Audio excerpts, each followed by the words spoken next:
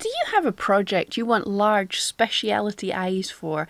Cats, dogs, dragons, purple people eaters, but you just can't find the right ones. I had this problem. I was looking for large glass cat's eyes, and I had some, but they were just a tiny bit too small. They are absolutely beautiful, but they were a tiny bit too small. But what I had got was these clear cabochons in the perfect size, and these are just flat-backed little domes of glass.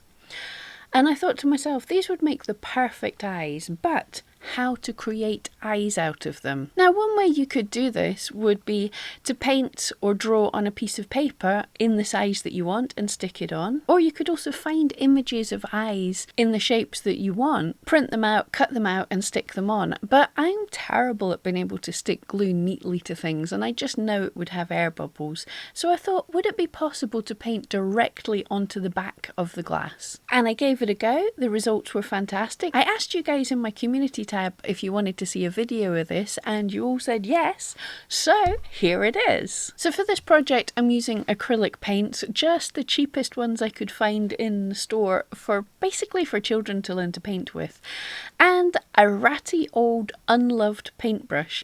Now you could start this project, the first bit I'm going to show you, it would probably be easier with a better paintbrush, but I was just using the scratchy one that I'd found. But for the later bits, a rough, rubbishy paintbrush works great because it gives a scratchy effect that you're looking for. And also it wants to be a dry paintbrush, and we're dry painting with as little paint as possible. So the first bit is to paint in the pupil. I'm doing this with black acrylic paint, and as it's going to be a cat, I'm attempting to make the kind of more oval slit kind of shape. Now I want 2 eyes, but I'm painting 4 so I can pick the 2 that are most even and look the best.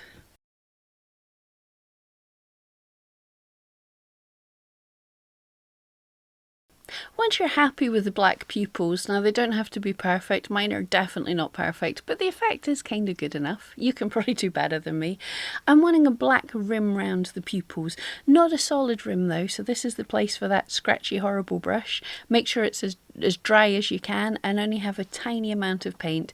I dabbed my paintbrush in the paint and then smeared it over paper until it was nearly all gone, and then just gently painting round the eye in tiny flicking motions. Now you could do this individually with a tiny narrow brush, but with the bigger scratchy brush, what this means is each tiny flick puts in several different lines of varying random lengths.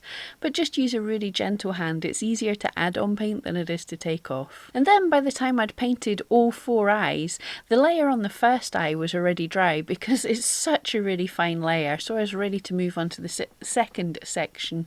And I just wanted some sparks of different colour in this eye. So what I did was dabbed my brush gently in some green and yellow paint, so it was just a tiny amount, and repeated the steps I'd done with the black layer.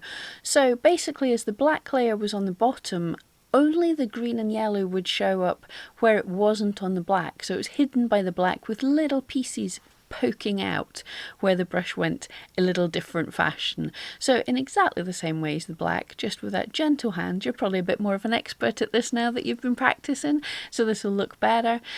Going slightly further into the middle so these layers show up. And then, really, you're nearly done. I wanted these eyes in blue, so now all I did was dab a little bit of blue, and I'm going from the centre over the pupil and gently going out towards the edges. Now, I'm trying to leave a tiny rim, a tiny gap between the blue and where the green layers are, so there's going to be a bit where there's extra light coming in, and as the backing for my project is going to be in white, this is going to show up in white. So I do one really fine layer as gently and as flicky as I can so you get the little lines, and then once that's dry, coming back on with a second layer and a third layer, and each layer I take them out slightly less far so that it's much lighter touch towards the edge of the eyes and it's denser towards the pupil. And I just keep playing around with this until I'm kind of happy with the thickness of the blue paint. Now, an interesting point here is while the paint was still wet, I was picking it up basically holding it up to the light, as it were, to try and have a look at how it was going. It was too wet to put down and have a look. And I was quite disappointed that it seemed quite light and wishy-washy. But once they were dry and I turned them over onto a white surface, the blue really popped, and actually I'm super happy with how vibrant they are. Because it's acrylic paint here, it's kind of a lumpy texture, so you wouldn't be able to finish this by sticking a piece of white on the back, but it will go into the needle felted project quite easily, glue in quite sensibly and look okay. So I hope this helped, gives you inspiration if you want to just use the cheaper glass cabochons you can get rather than getting ready-made glass eyes. And this way it can be in any colour you want for your project. If you want red-eyed dragons or purple eyes or anything that's not so easy to get hold of. I hope that helped.